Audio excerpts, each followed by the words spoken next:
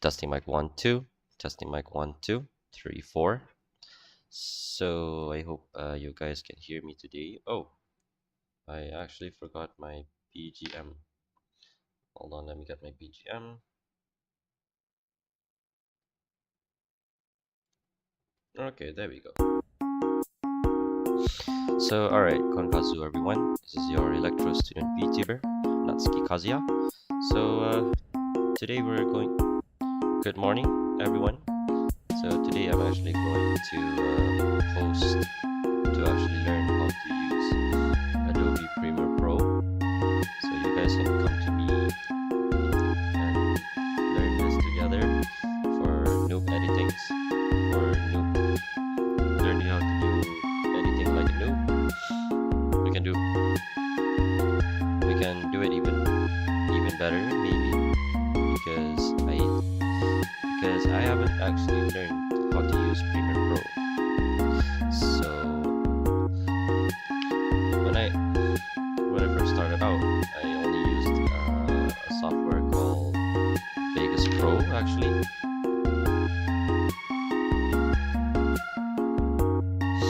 So hold on.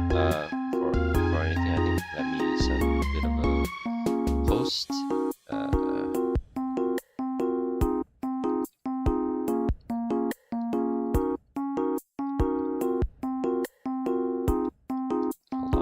Hold on.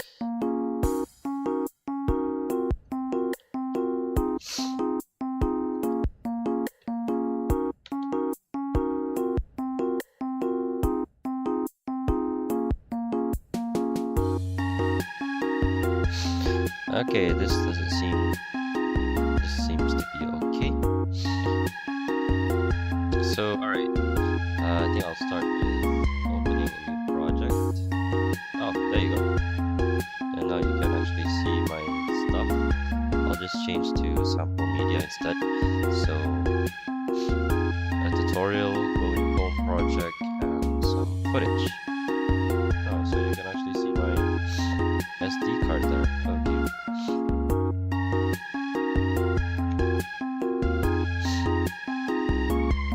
So yeah, this might be a bit more revealing to me, to you guys. So I apologize for any lack of privacy. Oh my goodness. So okay, the first thing that I might want to start off with is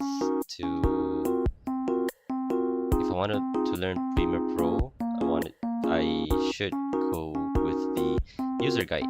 So the user guide, the documentation from Adobe's website. So I think I should just start focusing on that, and then I'll move to a more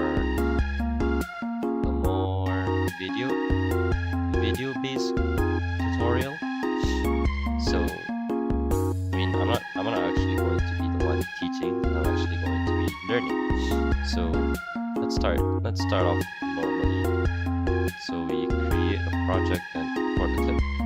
So I think we should import out my browser source. So let me just get my browser source or my window source.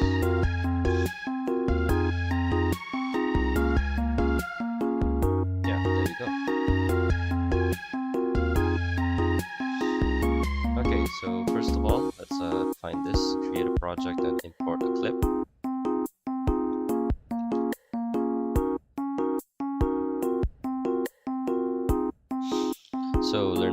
So create a project and import a clip. Oh shoot, my face is being covered. Let's go up here. And it's a bit too big, so okay. Create a project and import a clip. Learn basic Adobe skills in Adobe Premiere Pro with the Get Started series.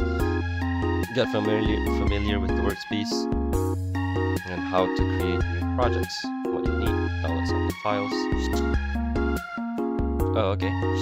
So it's just to create a project, a new project.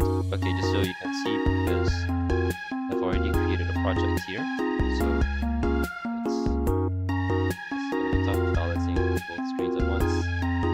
Okay.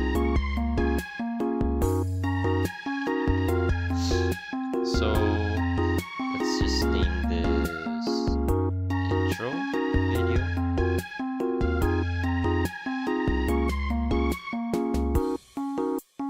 Okay, you guys didn't see that.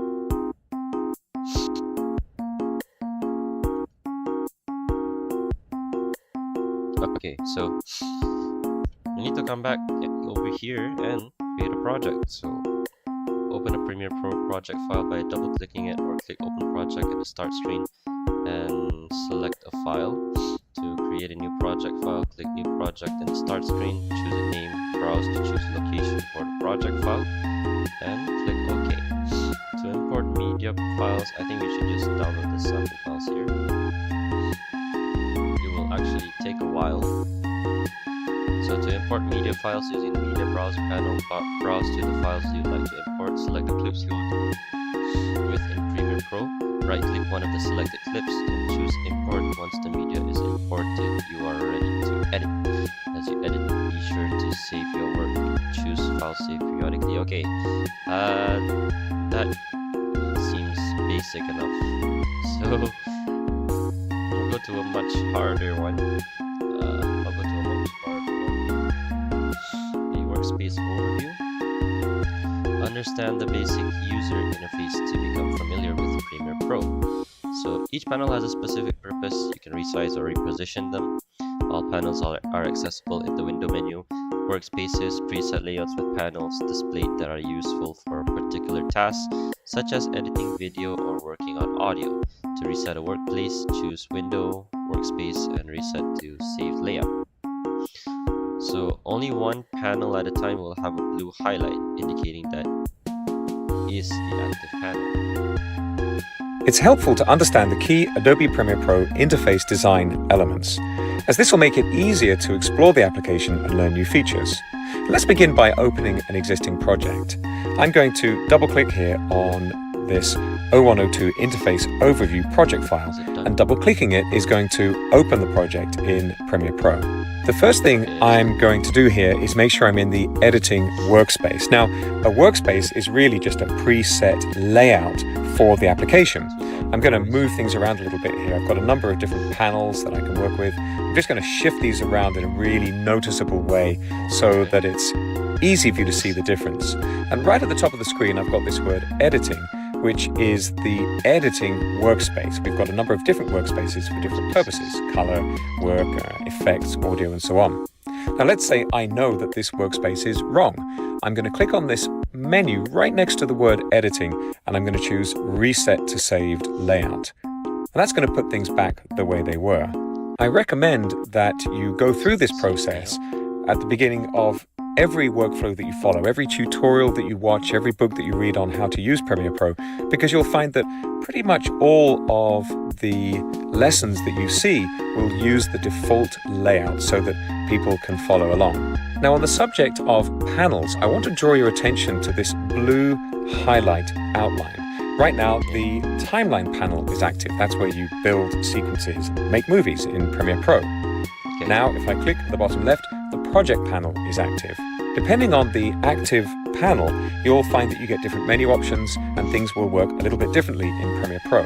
So it's important to know which panel is active before you begin.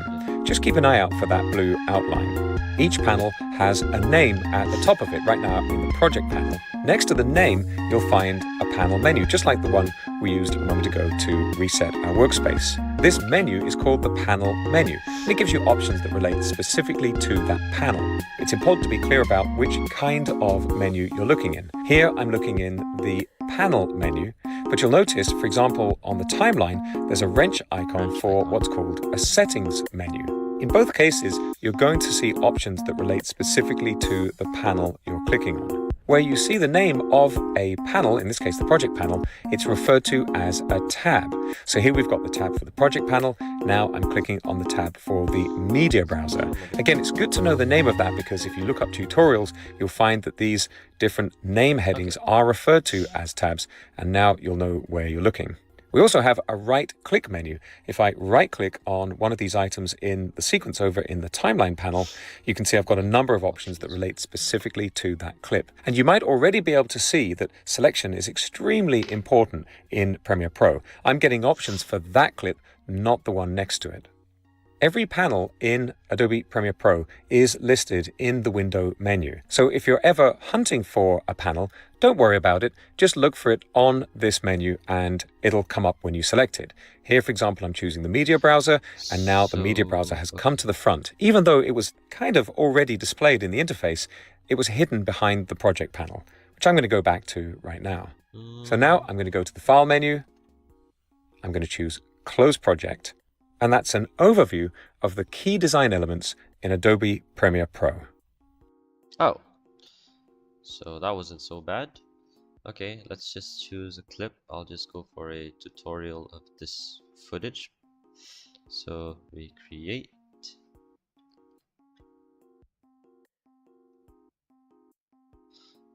Okay, now we got that. Okay, what am I supposed to do here? So let's play the video and some pretty stock photos. So alright, let me get It's space. Now, at layout for the application, I'm going to move things around a little bit here. I've got a number of different panels that I can work with. I'm just going to Where's the editing window? Yeah, so if I want to even follow this tutorial, I should actually have like almost exactly the same workspace like what the one on the website says. Oh, forgot to push it down, please. There we go. So once I check shift these around and really know the difference. And I've got this I mean, how am I even going to find the editing workspace? This is the editing workspace. We've got a number of different workspaces for different purposes: color, work, effects, audio, and so on. Now let's say I know that this workspace is wrong. I'm going to click on this menu right next to the word editing, and I'm going to choose Reset to Saved Layout. And that's going to put things back the way they were. I recommend that you go through this process at the beginning of every workflow that you follow, every tutorial that you watch, every book that you read on how to use Premiere Pro, because you'll find that pretty much all of the lessons that you see will use the default layout. Okay, so let's check then. How to set to default layout in Premiere Pro. So we'll have to bring this up again. Select window, workspace, reset current workspace. So okay, we'll come back here and reset to saved layout. Okay, there you are. So now this should look actually much better now. Oh, so in my stream, you don't actually show the preview of this video. So that's actually quite interesting.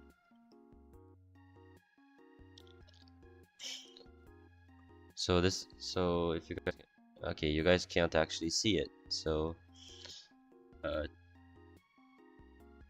2-second clip, which you guys can't actually see, but you guys can actually see the tab scrolling, this marker here. Wow, that's interesting. You guys can't really see the last part, the preview part of the video. Okay, I think that's a good point, because there's not going to be much privacy in there. So you can't actually have people looking at our preview when it's not actually completed. So that's a good point, I think. Okay, so I've already reset my workspace to the default one but then again, I still don't see my edit sequence. Yeah, this has got to be okay. I don't really see my editing sequence. Hold on. Wait, what is that? Yeah, there are definitely some issues here because something is glitching out. So if we go back to import and then we go to edit, yeah, something is definitely glitching out here. Trim clips on the timeline. What you learned, trim clips on the timeline. You could. So let's go back to the website.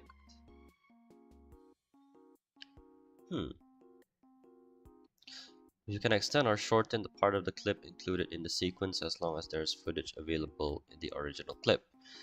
A small white triangle on either end of the sequence clip tells if you are already using the first or last frame of the original material. Drag the ends of clips as if you were resizing a window to extend or shorten them by trimming. You won't be able to trim a clip over an adjacent clip.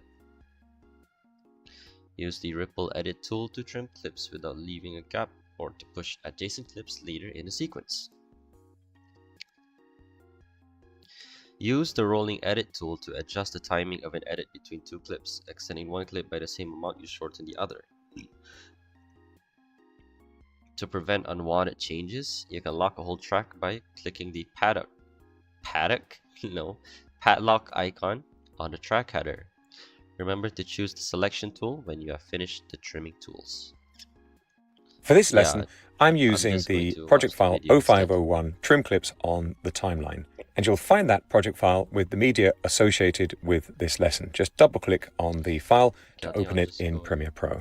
Once you have the basic structure of your edit right, you'll want to look more carefully at the precise timing of the cuts. Perfecting the timing is part of the art of video editing.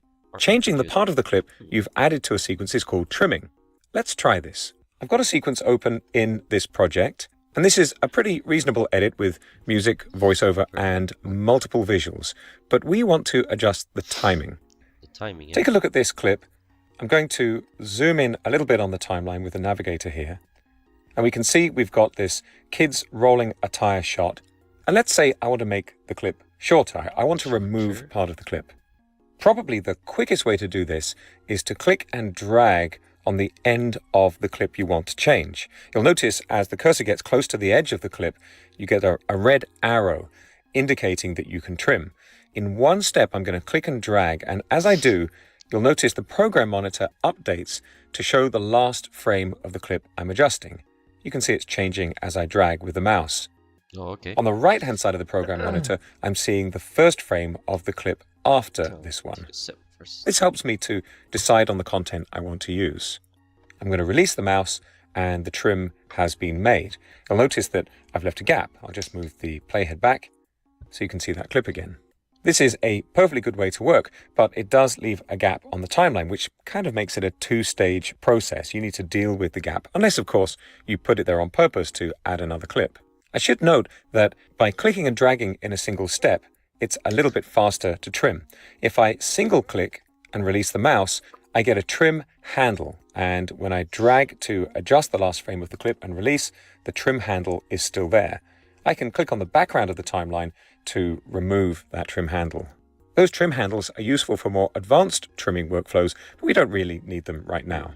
Now I'm going to go over to the Tools panel, and I'm going to choose this Ripple Edit tool. I'm going to undo with Ctrl-Z here on Windows or Command-Z on macOS a couple of times to restore the clip. Let's try this again. Now I get a yellow arrow, and as I click and drag, everything moves along the timeline. I'm just going to undo that so you can see again. Notice that all of the clips after this one are moving, and this little piece of audio down on the right is too, but not the piece of audio that's just under the end of the clip. Here we go. I'll just drag this over there. This is called our ripple trim. I'll just undo again. And now under the ripple edit tool in the tools panel, you'll see we have a couple of other options. I'm going to choose the rolling edit tool. And again, we get a different cursor. And this type of trim is going to adjust both clips at once. So as I drag, you'll notice in the program monitor, both the left and right sides are being adjusted. In fact, the rolling edit will extend one clip and shorten the other by exactly the same amount. And this means your sequence won't get longer or shorter. I'll just release the mouse and you can see the trim has been made. I'm going to click and drag again here so you can see there's a limit to how far I can move this trim. You see, as I'm dragging left, the handles get left behind, and that's because there's no more media left in that forest shot. I'm going to go back to the selection tool. I'm going to line up my playhead, and I'm going to use another shortcut. On your keyboard, you'll notice the Q and W keys at the top left can be used to trim as well. So I'm pressing W, and everything from the playhead to the end of the clip has been removed. I'll just move the playhead out of the way. You'll notice the Q and W keys at the top left can be used to trim as well. So I'm pressing W, and everything from the playhead to the end of the clip has been removed. I'll just move the playhead out of the way so you can see I've also, though, removed a piece of the music. I'll undo, Control-Z or Command-Z on macOS, so you can see that again. I'm going to click a little bit further back, and again I'm going to press W. And you can see, if I move the playhead out of the way, I've removed a piece of the voiceover and a piece of the music. So these Q and W keys, and the Q key removes the beginning of the clip, the W key removes the end of the clip. They're really useful, but they remove content from every track, which is not perfect if you've got multiple layers of audio in this way. But we can fix that. I'm going to undo again, and now I'm going to lock those audio tracks. Over on the left, in the track header, we've got a number of lock icons, one for each track. And I'm just going to turn these on for these 3 tracks that aren't used for the sync audio, the audio associated with my clips. Now, no changes can be made to these tracks. You'll notice if I click and drag anywhere here, I can't even touch the clips that are on the tracks. And let's try that again. I'm now going to press the W key, and you can see the audio is left alone. Again, I'll undo. Now I'm going to press the Q key. It's going to remove the beginning of the clip. And again, nothing happens to those other tracks. I'll just undo again. It's a good idea to make sure you unlock tracks that you've locked temporarily before you continue working on your edit, just to make sure that things work as you expect them to. There are other ways to trim, but many professional editors exclusively adjust the timing of their edits this way. I see. So how about we get ourselves some more clips so that we can understand what we're actually doing here. So okay, I don't think you guys can actually see the video, so oh my goodness. I want to actually browse some the extra media. So hold on a second. Okay, so you guys can see my hard drive now, so okay, let's import another file then. I actually don't know what's going on here, so we import this.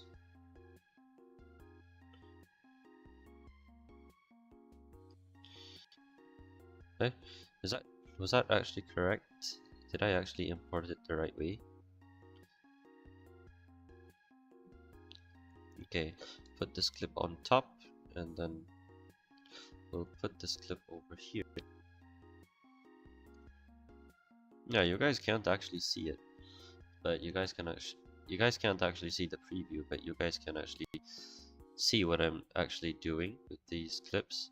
So I think what you said was this arrow here is to actually trim it. This is a basic kind of trim. So I think you trim it like that. Control Z, and then this is the ripple edit tool. So this is the yellow one. So I think I'll put my I'll get myself a notepad just to put all the hotkeys in here. So wait. Premiere Pro hotkeys. So first of all, what we saw was a ripple edit. So ripple edit equals to B. Okay, so from what he said, ripple edit, once you drag this, the rest of the sequence comes down as well. Oh, here's my sequence. Okay, I should just delete this. Instead, I'll just use sequence 2. So if you extend this, the clip would just start overlapping. That's strange. But okay, this is how you do it. Like that, and like that. So where can we do? Selection tool is V.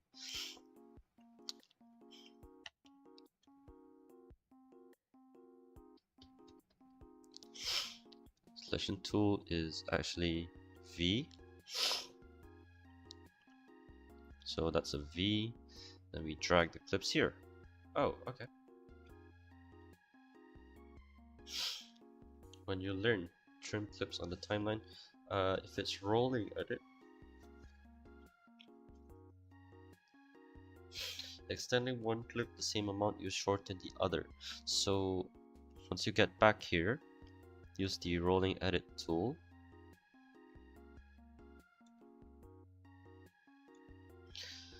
How can we actually change this? We can't get. My Premiere Pro is acting up, I think.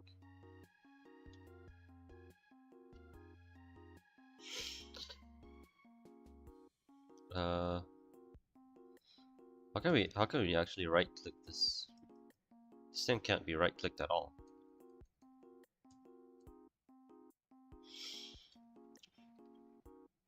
Hold on, I think there's a problem with my Premiere Pro. I think you need have I downloaded the wrong version of Premiere Pro? Oh my goodness. So hold on. Ripple tool, rolling edit tool. Remember to choose the selection tool once you finish the trimming using the trimming tools. Yeah, but how am I supposed to get the rolling edit tool? Hold on, let me come back to him. There. This is called our ripple trim. I'll just undo again. And now under the ripple edit tool in the... Okay, according to the video, rolling edit tool is actually the letter N. Okay, let's try that. N, rolling edit tool. So once we drag the first clip shorter or to the front, the clip from the back actually gets longer. So let's try. Really? I thought it's supposed to work like that.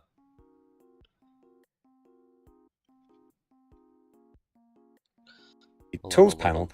Let's try again. Get longer or shorter. I'll just release the mouse and you can see the trim has been made. I'm going to click and drag again here so you can see there's a limit to how far I can move this trim. You see, as I'm dragging left, the handles get left behind, and that's because there's no more media left in that forest shot.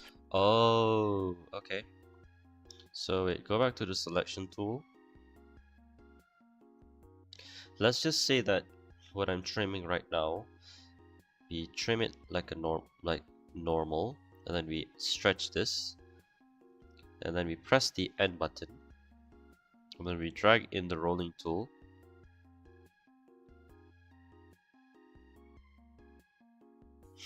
So we just drag the duration of the previous clip, but you guys can't see the previous clip. Okay, let's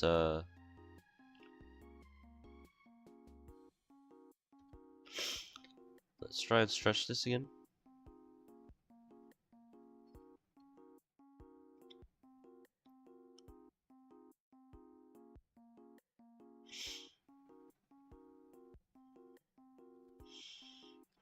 Where's the I'm going to go pacing? back to the quickest way to do this is Okay, to this is click the and basic frame. drag on the end of the clip you want to change. And then You'll notice the as the cursor gets purple close to the edge of the clip, you get a red arrow indicating that you can trim. In one step, I'm going to click and drag, and as I do, you'll notice the program monitor updates to show the last frame of the clip I'm adjusting. You can see it